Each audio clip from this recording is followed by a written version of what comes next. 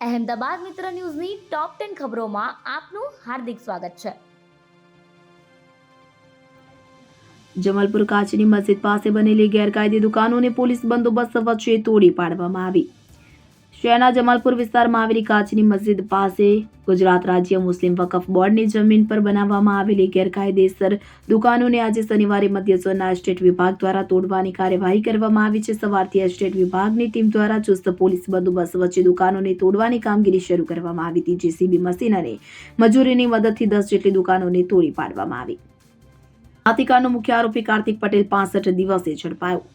ખ્યાતિકાંડમાં છેલ્લા 65 દિવસથી નાસ્તો ફરતો મુખ્ય આરોપી અને હોસ્પિટલનો ડાયરેક્ટર કાર્તિક પટેલની 17 જાન્યુઆરીની મોડી રાત્રે અમદાવાદ એરપોર્ટ પરથી ક્રાઇમ બ્રાન્ચે ધરપકડ કરી છે. આ કેસમાં ક્રાઇમ બ્રાન્ચે તબક્કાવાર 8 આરોપીને ઝડપી પાડ્યા હતા. આ કેસમાં 9મો મુખ્ય આરોપી કાર્તિક પટેલ જ ફરાર હતો કે જે એક દેશથી બીજા દેશમાં ભાગતો ફરતો હતો. આજથી અમદાવાદમાં પ્રી બોર્ડ શરૂ. 1100 સ્કૂલના 90,000થી વધુ વિદ્યાર્થીઓની પરીક્ષા. ગુજરાત માધ્યમિક અને ઉચ્ચતર માધ્યમિક શિક્ષણ બોર્ડની ધોરણ 10 અને 12ની પરીક્ષા ફેબ્રુઆરી મહિનાના અંતિમ સપ્તાહથી શરૂ થવાની છે. ધોરણ 10ના વિદ્યાર્થીઓ પ્રથમ વખત બોર્ડની પરીક્ષા આપવાના છે. જેથી વિદ્યાર્થીઓને બોર્ડની પરીક્ષાનો અનુભવ થાય તે માટે અમદાવાદ શહેર અને ગ્રામ્ય ડીઈઓ દ્વારા પ્રી બોર્ડ પરીક્ષાનું આયોજન કર્યું છે. આથી શરૂ થયેલી પ્રિલિમ પરીક્ષા બોર્ડની પેટર્નથી જ લેવામાં આવી રહી છે, જેમાં વિદ્યાર્થીઓને હોલ ટિકિટ, બારકોડ સ્ટીકર અને સેન્ટ્રલાઇઝ પ્રશ્નપત્ર આપવામાં આવ્યા છે. 90,000થી વધુ વિદ્યાર્થીઓ આજે પરીક્ષા આપી રહ્યા છે. આગામી 5 દિવસ તાપમાનમાં મોટો ફેરફાર નહીં. અમદાવાદથી હવામાન વિભાગ દ્વારા આગાહી 5 દિવસ માટે કરવામાં આવી છે. જે મુખ્ય આગામી 5 દિવસ રાજ્યમાં શુષ્ક વાતાવરણ રહેશે. તાપમાનમાં કોઈ મોટો ફેરફાર જોવા મળશે નહીં. ધીમી ગતિએ 5 દિવસ દરમિયાન તાપમાનમાં સામાન્ય વધારો જોવા મળી શકે.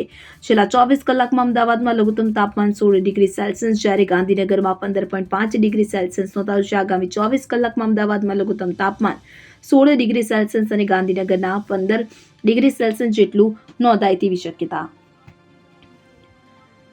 સોનાની જેમ સોપારીનું સ્મગલિંગ. વિદેશમાં 250 રૂપિયે કિલો મળે છે સોપારી.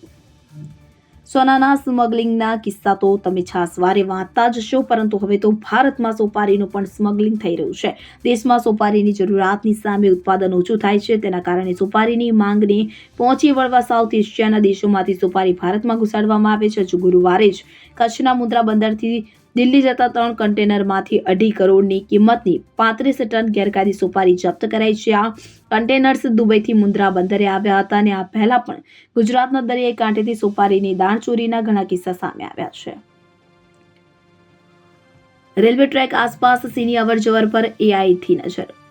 ગુજરાતમાં રેલવે ટ્રેક પર સર્જાતા સિંહના અકસ્માતને ઘટાડવા માટે રેલવે વિભાગે હવે એઆઈની મદદ લેવાનો નિર્ણય કર્યો છે. ગુજરાત હાઈકોર્ટમાં ચાલી રહેલી સુઓ મોટો પિટિશનની સુનાવણી દરમિયાન રેલવે વિભાગ દ્વારા માહિતી આપવામાં આવી હતી. રેલવે વિભાગ દ્વારા હાલ પ્રાયોગિક ધોરણે 50 કિલોમીટરના વિસ્તારમાં એઆઈ બેઝડ ઇન્સ્ટ્રુશન ડિટેક્શન ડિવાઇસ લગાવવાનો નિર્ણય કર્યો છે. આ ડિવાઇસના કારણે રેલવે ટ્રેકની 50 મીટરમાં સિંહ આવતા જ ટ્રેનના પાયલટ અને વન વિભાગના અધિકારીને જાણ થઈ જશે કે જેથી સંભવિત અકસ્માતને નિવારી શકાશે.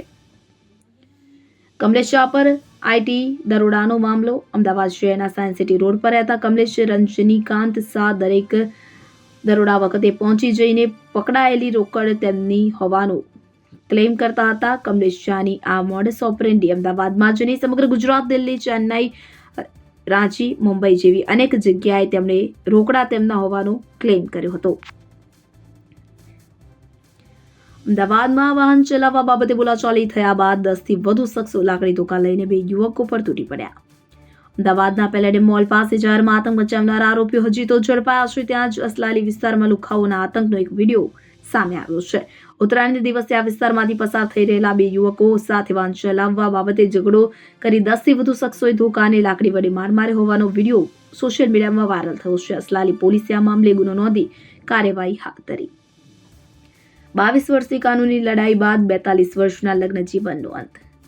અમદાવાદ શહેરમાં એક છૂટાછેડાનો વિચિત્ર કિસ્સો સામે આવ્યો છે. 60ની વયે પહોંચેલા દંપતી 22 વર્ષની કાનૂની લડત લડ્યા બાદ છૂટા પડ્યા છે. દંપતીને સંતાનમાં 40 વર્ષનો એક દીકરો પણ છે.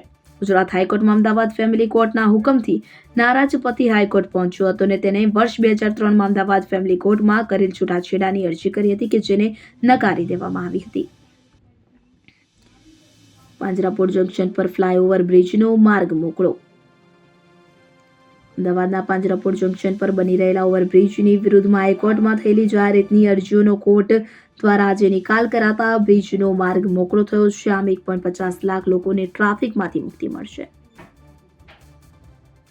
અહેમદાબાદ મિત્ર ન્યૂઝની યુટ્યુબ ચેનલને સબસ્ક્રાઇબ કરો અને બેલ આઇકન જરૂરથી દબાવો, જેથી મહત્ત્વના સમાચાર આપના સુધી જલ્દીથી પહોંચે.